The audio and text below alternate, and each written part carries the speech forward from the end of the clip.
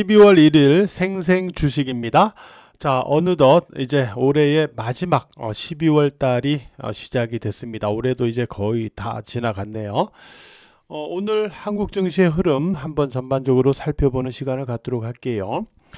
먼저 코스피 지수 오늘 6포인트 마이너스로 끝났는데 금요일에 미국 증시가 반등을 하면서 일단 상승으로 출발했죠. 그러나 오전에 한번, 오후에 한번 하락권, 마이너스권으로 밀리는 그런 흐름이 나타났는데 하락권으로 밀리는 흐름이 나타났습니다만은 또 어느 정도 아래에서는 지수가 방어되는 그런 모습도 존재했다라고 볼 수 있겠는데 이 같은 현상은 어디에서 우리가 확인될 수가 있냐면 오후장에 지수가 밀릴 때, 그러니까 분봉으로 이렇게 보시면은 3분봉으로 한번 볼게요. 보시면은 오후장에도 지수가 한번 밀렸어요. 그러니까 오늘 3분봉으로 볼 때 여기에서 오전에 한번 밀리고요. 오후에 가서 여기서 또 한번 밀리죠. 이렇게. 그죠? 밀리는 모습이 보여줍니다.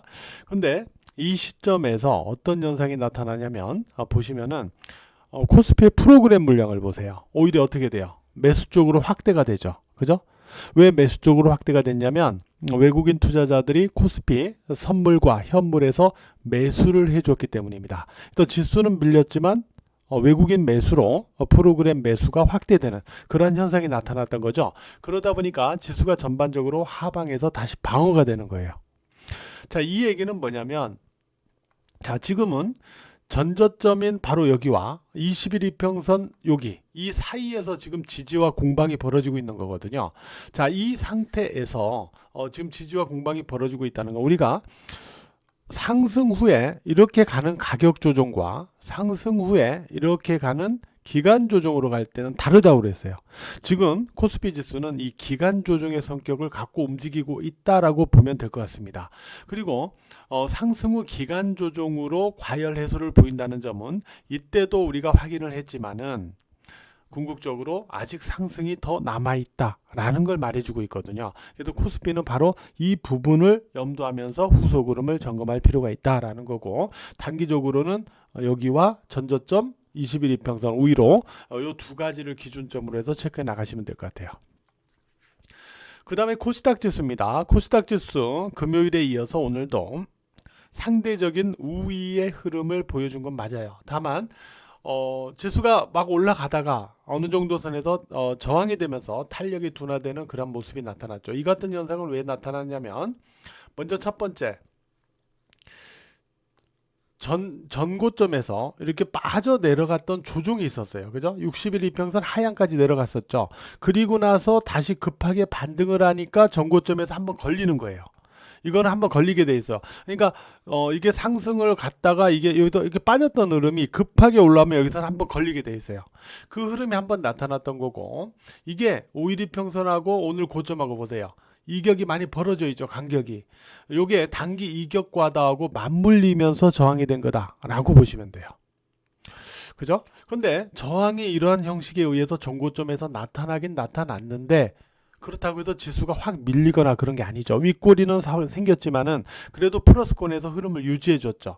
이거는 어떤 의미점을 갖고 있냐면은 자, 전고점에 가서 저항은 되는데 그리고 단기 이격을 고려는 하는데 내일이나 모레 이러한 위치에서도 어떤 뭐 큰 변동성보다는 여기서 조금 왔다 갔다 하면서 기다려주고 5일 이평선이 좀 올라오는 걸 기다려주는 거죠.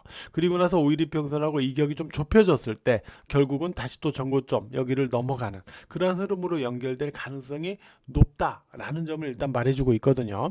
물론 뭐 미국 증시의 어떤 반응 오늘 또 장중에 코인 가격이 떨어지고 하면서 혹시 미국 증시가 밀리는 게 아닌가 뭐 이런 어떤 예상들도 있던데 미국 증시의 어떤 상황과 또 거기에 따른 반응까지는 우리가 봐야 되겠지만 오늘 국내 증시가 움직인 그런 모습을 놓고 본다면 코스피 지수와 코스닥 지수는 지금 설명드린 대로 이렇게 예상이 된다 라고 보면서 후속 흐름을 점검을 해 나가 보도록 하겠습니다.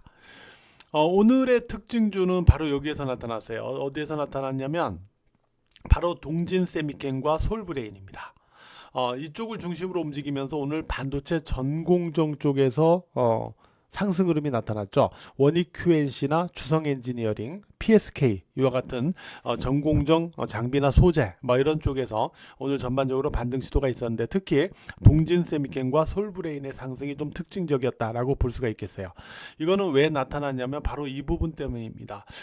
일본이 포토 레지스트 중국 출하를 중단할 것이다라는 얘기. 그러니까 최근에 이제 일본 총리가 대만 관련해서 발언을 하면서 일본과 중국의 갈등이 심화되고 있잖아요. 이 과정에서 중국이 일본에 대한 어떤 히토류 수출을 제한한다라거나 어떤 소비를 제한한다라거나 일본산 제품에 대해서 이런 부분들이 나오니까 또 일본도 포토레지스트의 중국 출하를 중단할 수 있다라거나, 아직까지는 뭐 가능성인데 아무튼 뭐 이런 부분이 또 얘기가 나왔어요. 그러면서 중국의 선전거래소 포토레지스트 테마주가 또 급등하는 그런 현상이 있었습니다. 이 영향으로 말이죠.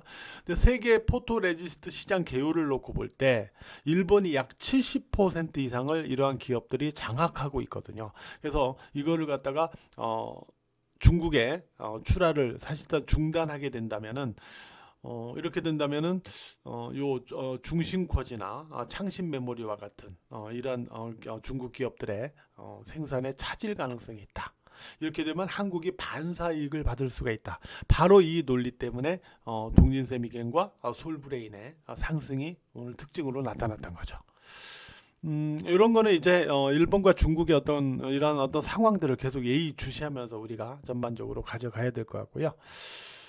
그리고 지난주까지 우크라이나 이 종전보단 제가 볼 때 휴전이 될 것 같은데, 이게 아직은 가시적으로 나타나지 못했어요. 아마 지금 계속 진행은 하고 있는 것 같습니다. 이쪽은 계속 좀 더 확인을 해봐야 될 것 같아요.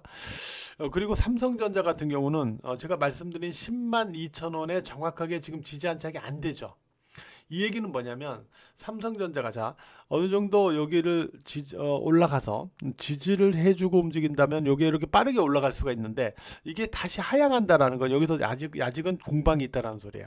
그러니까 삼성전자 같은 경우는 앞에서도 말씀드렸지만은 범용 D램 가격이 계속 상승세를 보이는 과정에서 상대적으로 SK 하이닉스나 이런 기업들보다 뒤늦게 계약을 하고 이런 과정 속에서 향후 실적 개선은 유력하다라고 볼 수가 있어요.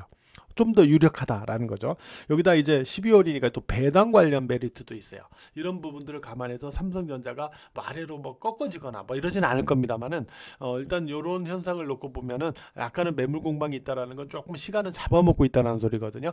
그러니까 삼성전자가 다시 올라가기 위해서는 조금 더 시간이 걸릴 수는 있다. 뭐 이런 부분 말해주면서 동시에 삼성전자가 그렇다고 해서 이게 꺾어지는 건 아니다라는 점은 코스피 지수도 역시 마찬가지다라는 점을 어느 정도 연결해서 우리가 생각해 볼 수 있는 부분이 아닌가, 이렇게 생각이 됩니다.